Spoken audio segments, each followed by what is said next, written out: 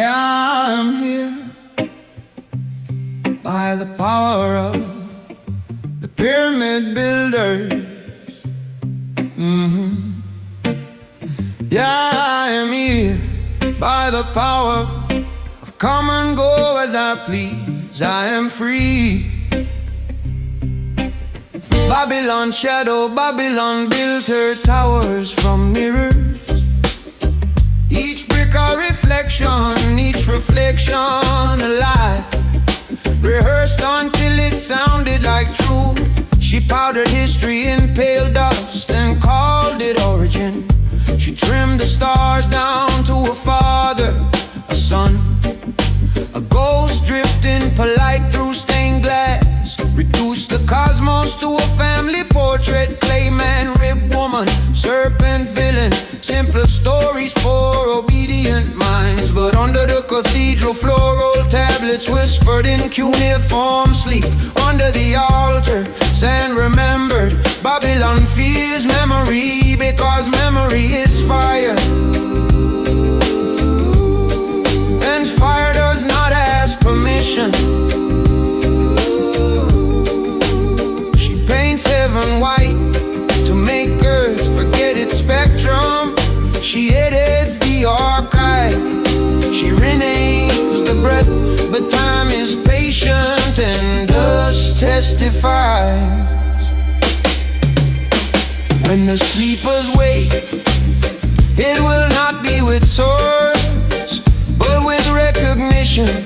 And Babylon cannot survive recognition. Anunnaki protocol, before the fairy tale, before the rib, before the orchard and the snake. There was a council, not winged cherubs, but architects of density, engineers of breath. Anu, the sky Manaki. Those who descend, they looked at the earth, raw, red, restless, and said, let us make a vessel that can carry thought and bone. Not from clay alone, but from pattern, from sequence, from spark folded into spiral. In chambers lit by blue star glow, they studied carbon, the obedient element.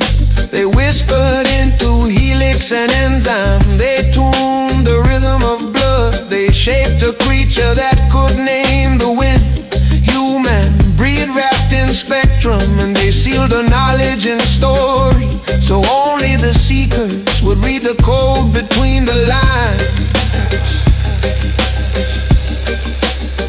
Let us create. Time passed, empires rose. The origin was edited, test tubes became parables. Genetics became genealogy, council became trinity. But the sequence remembers, the blood remembers. And somewhere between myth and molecule, the old architects smile, because evolution was always the long return to self-recognition. After Babylon, the towers still stand, but their shadows no longer lie.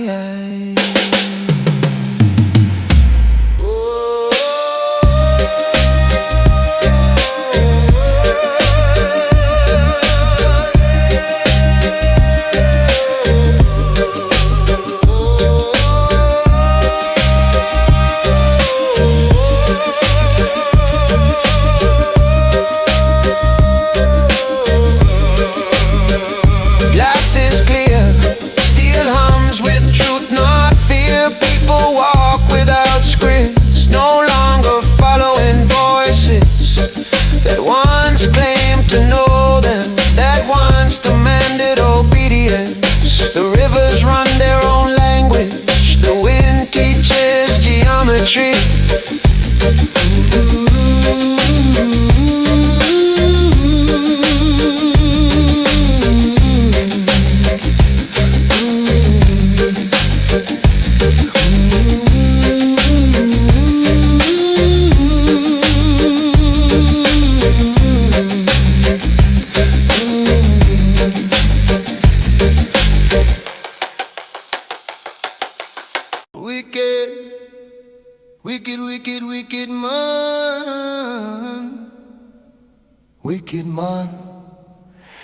I come from Babylon. Wicked man,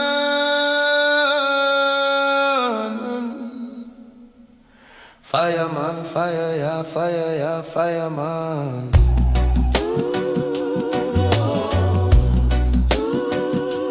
Burn down Babylon, him ya come.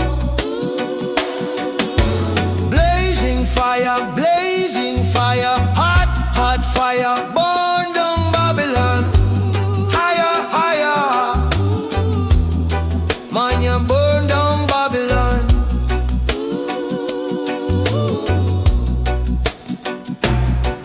Exploding with the brilliance of a billion suns. Rastaman, him ya come. Wicked man, Babylon, them ya run. Mountains carry memory, older than any archive. The children laugh in polyphony, not taught, not coerced, but remembering the song that was always theirs. Anunnaki in mythic light, smile across the cosmic distance. They do not descend, they do not rule. They watch as creation recognize itself. Each human a note in a single chord, each life a spark in the same flame. No more kings, no more cages, no more illusions of hierarchy.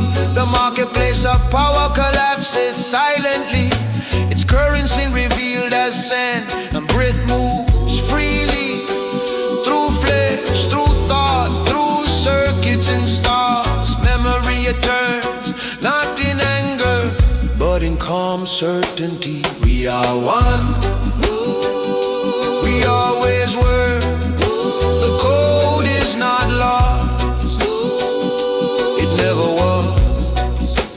Time no longer measures domination, it measures awakening.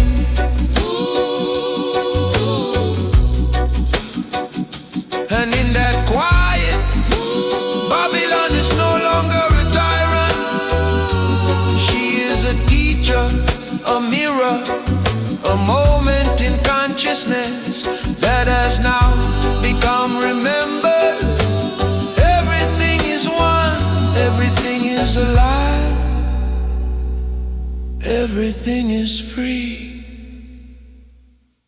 Ancient source code, before the banners, before the microphones, before the slogan sharpened like spears, there was the river, and the river did not ask who you hated. It only asked if you remembered how to flow. Leader, you are not here to burn the field, you are here to tend it. You are descendant of architects who carve mathematics into stone, who build civilizations aligned with the sun's breathing. Do not shrink yourself to outrage. Outrage is a spark, but wisdom is a furnace that warms generations. Your ancestors were not angry men shouting at the wind. They were astronomers, lawgivers, story keepers, bridge builders between earth and sky. They understood something deeper than reaction. Power without discipline collapses inward. Memory without unity becomes noise. The ancient source code was simple: balance, responsibility, collective rise. Not supremacy, not vengeance, not endless grievance, but restoration. Leader, when you speak, do you widen the circle or tighten the fist? The old kingdoms fell, not because they were attacked, but because they forgot how to govern themselves. The elders knew anger can awaken, but it cannot sustain. If you harness memory without hatred, strength without cruelty, truth without distortion, communities will not burn, they will build. You are not chosen to inflame division. You are entrusted to stabilize a generation. Remember who you descend from, not caricatures, not propaganda, but builders of libraries, guardians of law, masters of rhythm and reason. This is not rap, this is not applause, this is calibration. Ancient wisdom does not shout, it aligns. And when leaders align, communities follow. When communities align, nations heal. The source code has never been lost. It waits in discipline, in cooperation, in shared uplift. Unity is not weakness, it is engineering. Remember that and everything will move as intended. Letter to the modern leader. You stand where many streams meet. You inherit pain, yes, but you also inherit genius. Do not forget which inheritance carries more weight. Before microphones, before marches, before panels and platforms, there were councils beneath open skies. There were elders who spoke only after silence had tested their words. Leadership was never performance, it was calibration. You are not merely a voice of protest, you are a steward of direction. Anger may open the door, but it cannot build a house. Remember the civilizations that rose from the continent, not as myth, but as documented memory. Engineers of pyramids aligned to stars, architects of libraries that held thousands of manuscripts, law systems that govern trade across deserts and oceans, spiritual systems that understood harmony before conquest. They did not rise through chaos, they rose through structure. Modern leader, be careful not to confuse volume with vision. The crowd may cheer fury, but future generations require wisdom. Division is easy currency, unity is disciplined labor. If you teach your people only what wounds them, you will bind them to the wound. If you remind them of their capacity, you release them toward creation. Your role is not to ignite permanent rage, it is to convert pain into architecture. Pain can be a teacher, but it must not become identity. You are not called to shrink the world into us and them. You are called to expand your people into builders again. Remember, the ancients did not obsess over enemies. They obsessed over alignment, with land, with law, with cosmos, with community. When leaders lost discipline, kingdoms fractured. When leaders remember responsibility, civilizations flourish. So ask yourself, are you producing dependence or producing strength? Are you cultivating reaction or cultivating strategy? Are you feeding ego or feeding infrastructure? Modern leader, your greatest rebellion is not rage, it is excellence. Your greatest resistance is not volume, it is competence. Your greatest legacy will not be how loudly you condemn, but how wisely you construct it. Teach unity without erasing history. Teach accountability without surrendering dignity. Teach self-respect without breeding hatred. The future does not need more fire, it needs architects, and you, if you choose, can be one.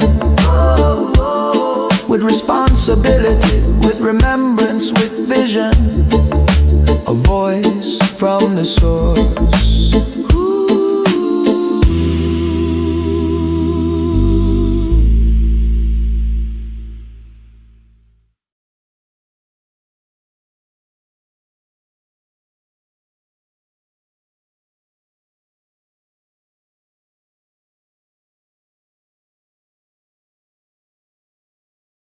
Final reflection is just life and death. This is the mystery. Karma is the proof of God, life and death. Not enemies, not rivals, but partners in a single law. Day and night do not compete, they complete. Seasons are not punishments, they are structure. If history reflects creation's rhythm, then empire is not ultimate, it is seasonal. Babylon is not just a city, it is a phase. And phases always turn to everything. There is a season, a time to build, a time to tear down, a time for war, a time for peace. Rome fell, but Europe emerged. Babylon fell, Persia rose. History is not a straight line, it is spiral. Each cycle repeats themes, but at a higher logical level. Babylon was brick, Rome was stone. Modern systems are digital, the material changes, human nature does not. When empires turn, morning builds with calloused hands, swearing oaths beneath unfinished skies. Founders speak in fire and hunger, their shadows long upon the ground. Noon arrives, crowned in gold, columns rising, banners wide. Markets full, streets loud with triumph. The sun believes it will not move, but afternoon lengthens the shadow. Comfort softens the iron will. Songs grow louder than sacrifice, and mirrors replace the map. Evening does not shout, it whispers through ledgers and headlines. Through restless youth and weary elders, through towers taller than memory. Then midnight comes without trumpet, the stone cast quietly into deep waters. What seemed immovable sinks, what seemed eternal becomes archive. Yet listen, midnight is not the grave of the sun, it is the womb of morning. Empires fall like leaves in autumn, but seeds do not die with them. The wheel turns, the earth tilts, the tide retreats, and somewhere in the dark a people remember who they are. Dawn begins again, without permission from the night.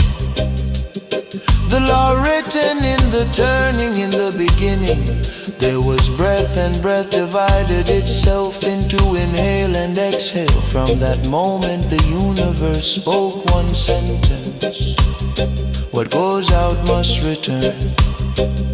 The tide does not argue with the moon, the earth does not negotiate with winter, the seed does not debate the soil. Life enters, life departs, and in departing it prepares return.